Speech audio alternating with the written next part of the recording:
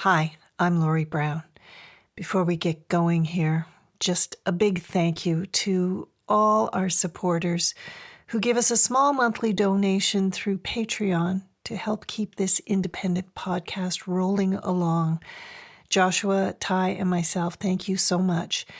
And if you're finding that our work supports you in some way, I hope you'll go to patreon.com/pondercast and think about how you might support us.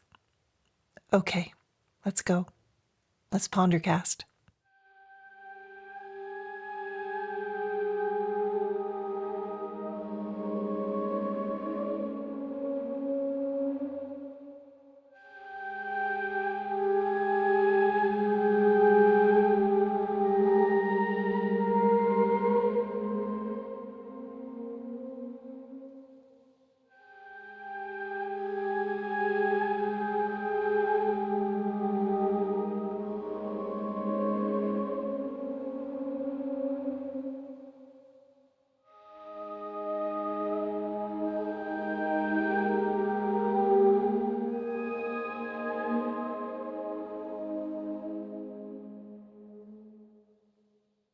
I have been thinking a lot about space. Not the final frontier kind of space, but the space that we live in. And how the pandemic has forced us to change how we live to accommodate new COVID realities. How many houses, flats, condos have had to reconfigure how rooms are used? The home office, where does that go? Lucky enough to have a spare room? Golden. A basement where the Wi-Fi still reaches? Also golden. The chances are even more likely that the home office is in a corner of the living room or dining room or in the bedroom. I wonder how an office in a bedroom affects your sleep, right? When you're looking at your job from your bed. You're probably starting to feel the answer to that question. And how many homes have also had to become classrooms? Kitchens, dining rooms, living rooms, now overtaken by computers attached to extension cords meant for tripping over and pulling computer to floor. Books, paper, kids' mess, art stuff, all having to be cleared away in order to eat 3 times a day from home. I picture you standing, looking at your place and thinking, how can I do this? And how can I do this better? It's too small. I need one more room to make it all work. How many of us thought about searching for a new apartment when the first lockdown lifted? And those of us with jobs and money got the hell out of the city, buying a place in the country or disappearing to a cottage.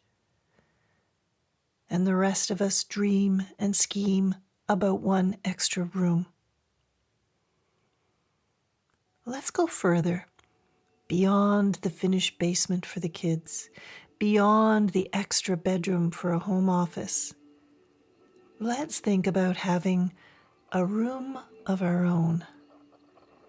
Not for an office or a bedroom, but for you alone and the things you love to do. What's in your room? What would you do in your room? What would it look like? I'll start you off. It has a door, 3 big windows in it, creaky wood floors.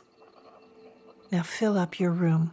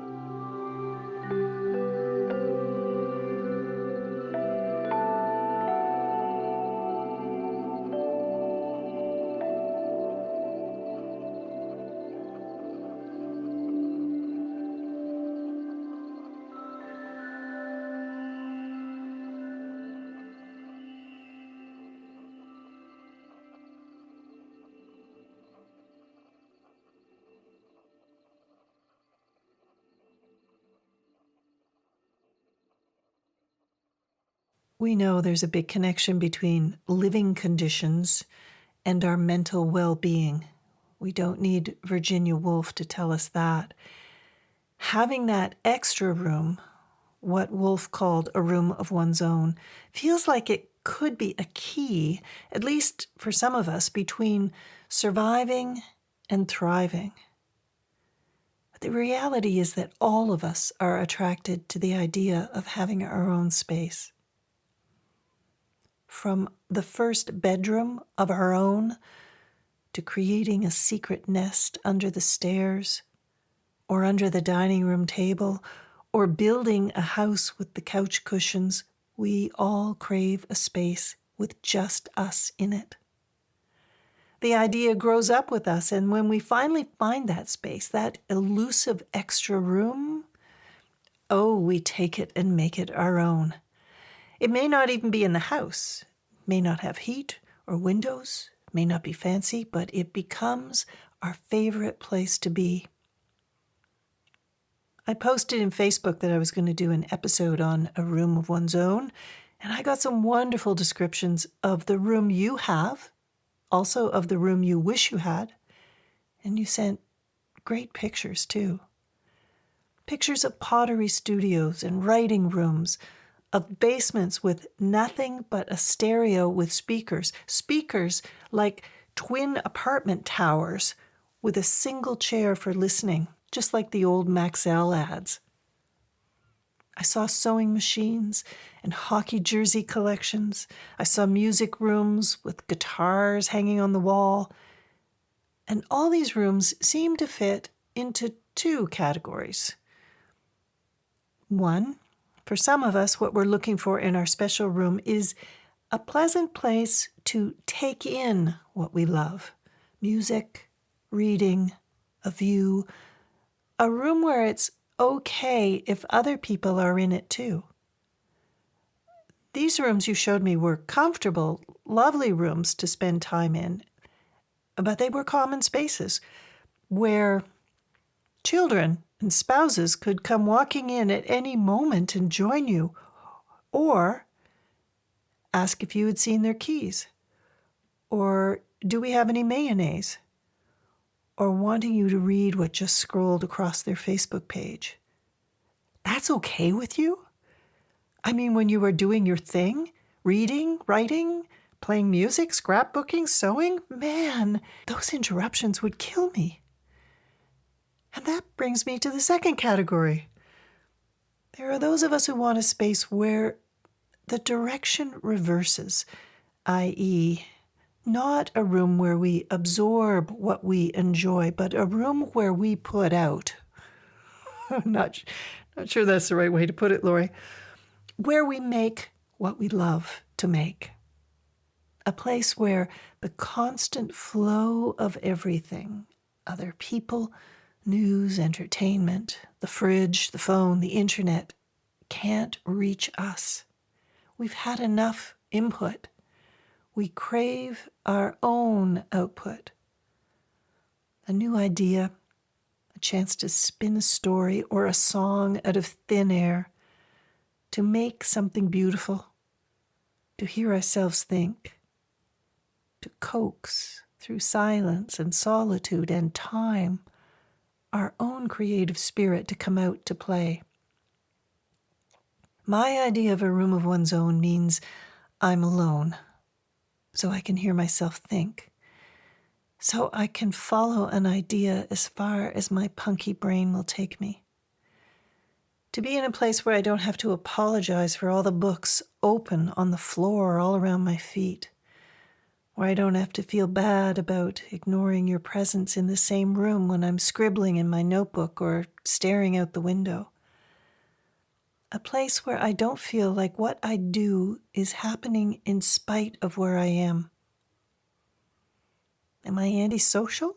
Or is it my empath nature that means whenever there is anyone else around, my energy becomes focused on what they are feeling, what they are needing? I want a space where I don't have to pack up at the end of every day, where you can be alone, where everything around you is there to support and encourage and inspire you, the color of the walls, the position of the desk that you love, the pegboard that has all your tools standing by in easy reach, the right light, the old chair you love sliding into, the place where your work in progress is always just as you left it the last time. The room that looks like chaos to everyone else is what creativity looks like to you. Messy, joyful, intense work happens here, the kind that can only come out of you.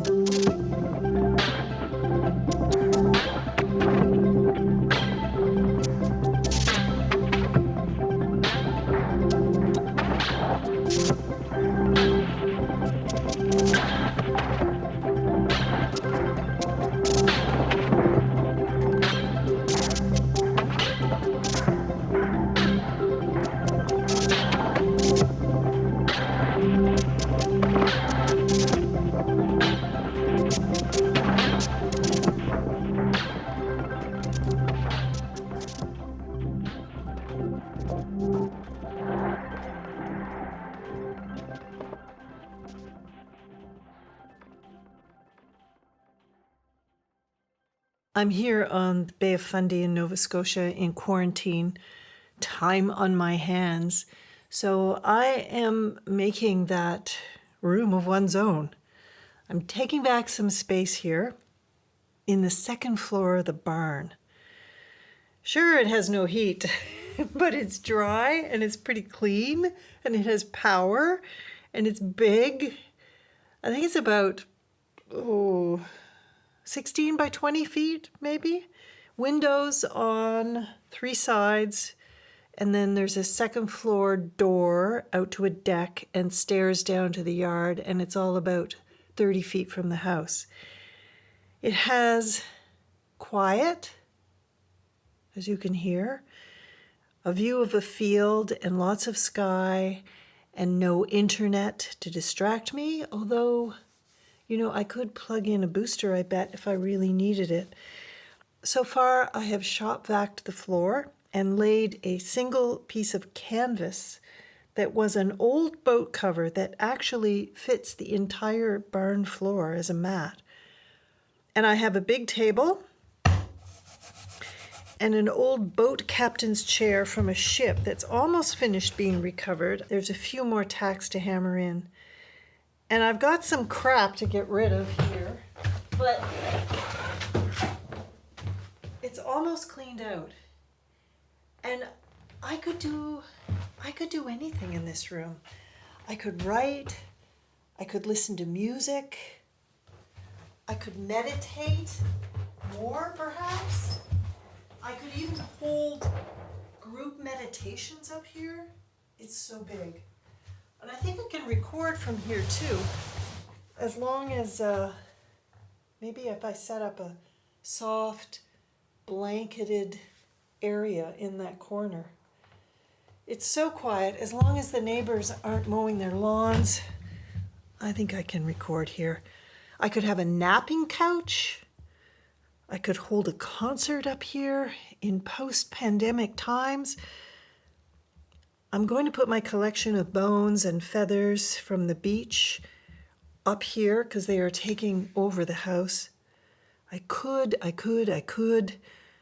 This is going to be a place that makes me excited about making things. My room is filled with fur, feather, bone, and stone. All my explorations of forest and shoreline bring me back here, emptying my pockets to line the baked white windowsills.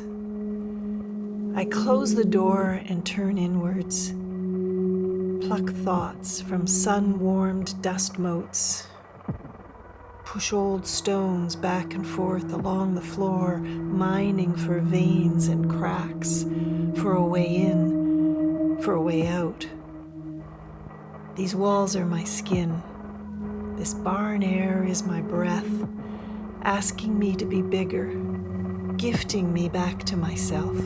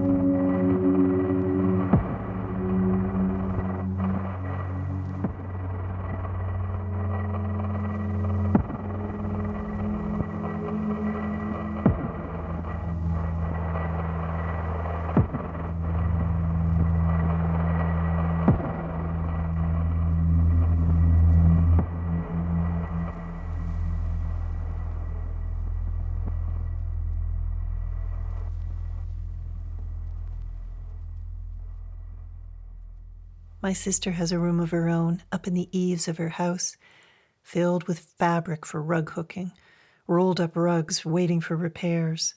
The shelves are jammed with boxes of supplies and scissors and cutters and paints for painting and glue guns, boxes of photographs, and a large desk with a blinding desk light and a window. Funny, just thought of it. She did her master's on Virginia Woolf's A Room of One's Own. Her room is messy, busy, no room for anyone else. Maybe that's the trick of making a room of one's own. Make sure no one else wants to enter. A me cave.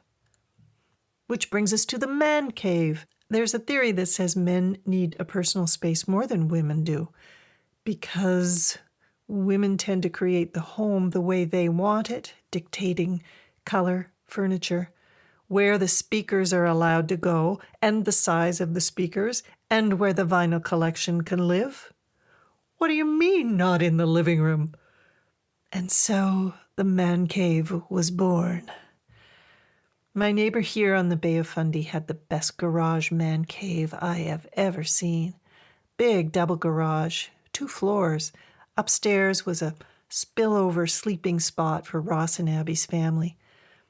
Abby's gone now, and Ross has sold the house and moved on to a happier life, I think.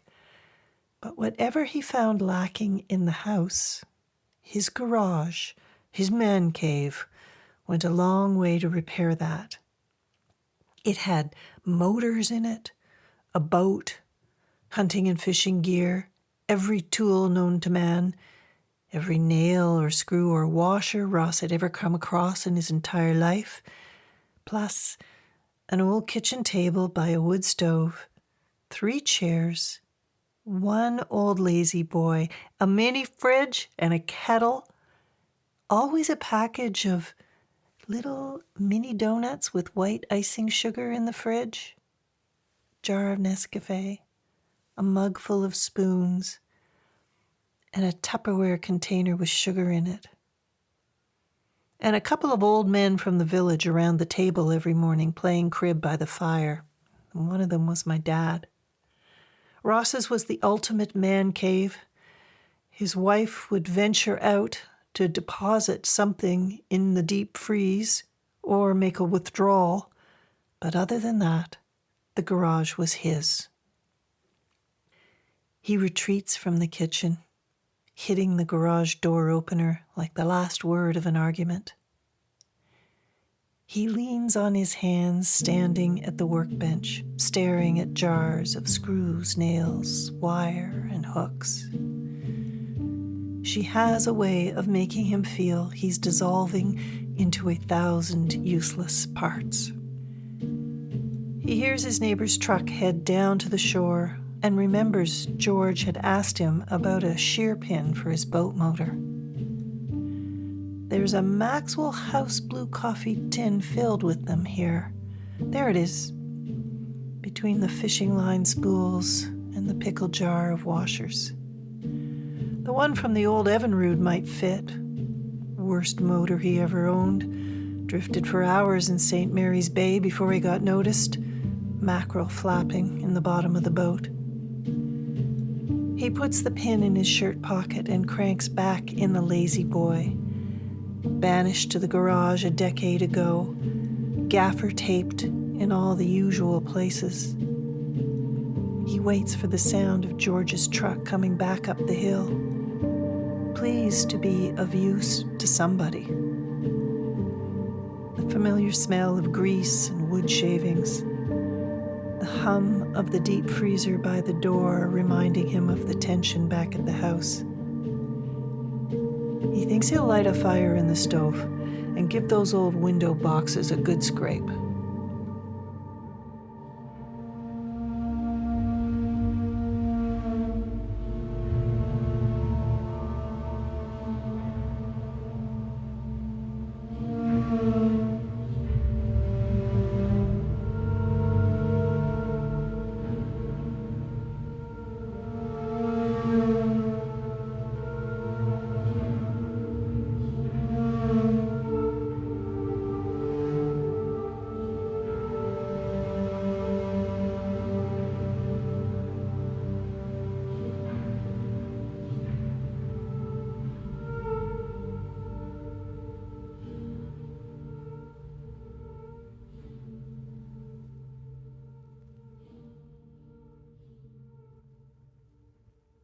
We all need encouragement to do the things we love, which is so ironic.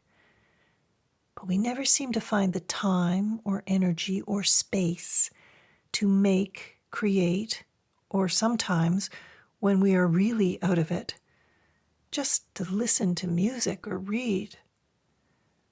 Those pleasures are somehow made to feel like extra things by life. How do they get pushed away so far from our center? So we need encouragement. We need the support of a place that is protecting what we love to do, reminding us every day that it's waiting for us. Now, more than ever, we need to create a refuge for ourselves. Underneath all the reasons we have for wanting a space like that, we will find solitude, perhaps some quiet, to hear ourselves think, make time our own, to push a needle through fabric, shave down a piece of wood, watch something new appear in our hands as hours drift by. The comfort of knowing that, while time is fleeting, we can also collect it here. We can hold our past time in our hands, hang it on our walls, revisit it again and again. What we make is surely our best measure of time.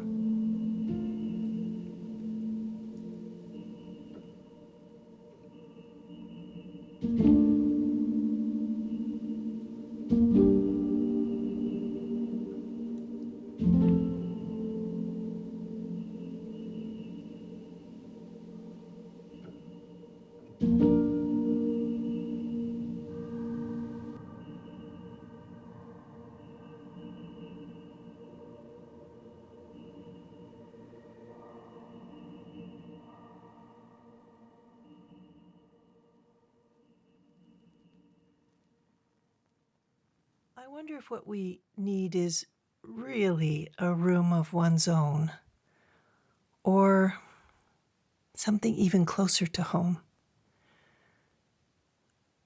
Are we actually aching for a place inside us that feels like that room we dream about, that safe, encouraging refuge?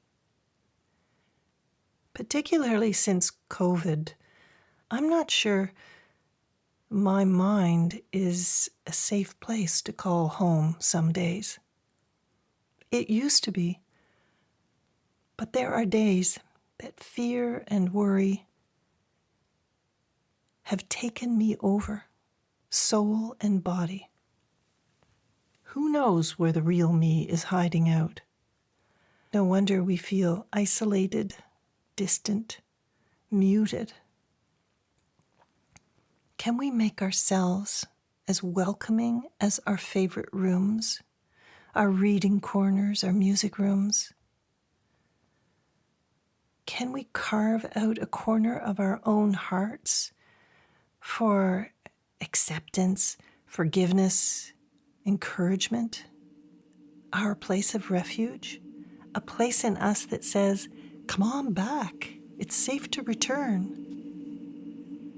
How to build a home in your heart for you. Start with a favorite room and work inwards.